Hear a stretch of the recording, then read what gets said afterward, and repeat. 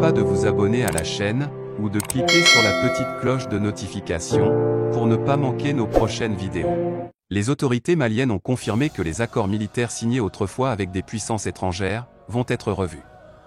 Elles indiquent également avoir signé de nouveaux accords de sécurité.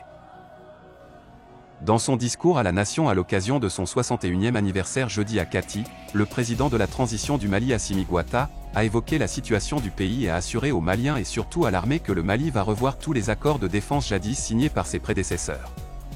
Cette déclaration intervient pour confirmer ce qui était déjà indiqué dans les médias. En effet, le pays avait demandé la révision des accords de défense avec la France.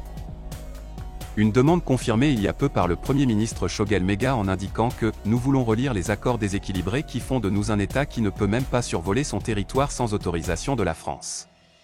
Dans la même logique, le président Goïta a annoncé que « de nouveaux accords ont été signés, toujours avec l'objectif essentiel de sécuriser les Maliens et leurs biens ». Une annonce qui fait référence entre autres à la coopération avec la Russie qui s'est accrue, avec le Premier ministre Maïga, annonçant il y a peu, que le pays cherchait un partenaire fiable et donc, s'était tourné vers la Russie, qui fournissait 80% de son équipement militaire. Nous nous sommes tournés vers la Russie, un vieil ami, qui nous a tendu la main ainsi qu'à d'autres pays.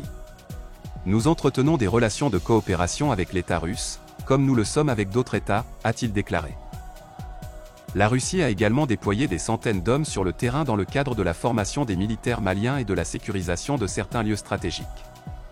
Ces décisions plutôt osées du Mali sont intervenues après que le pays sahélien a été durement sanctionné par les pays de la CEDEAO qui lui ont fermé leurs frontières et ont imposé un embargo commercial. Même l'Union européenne également a suspendu son soutien budgétaire au gouvernement malien et s'est alignée sur les sanctions de la CEDEAO.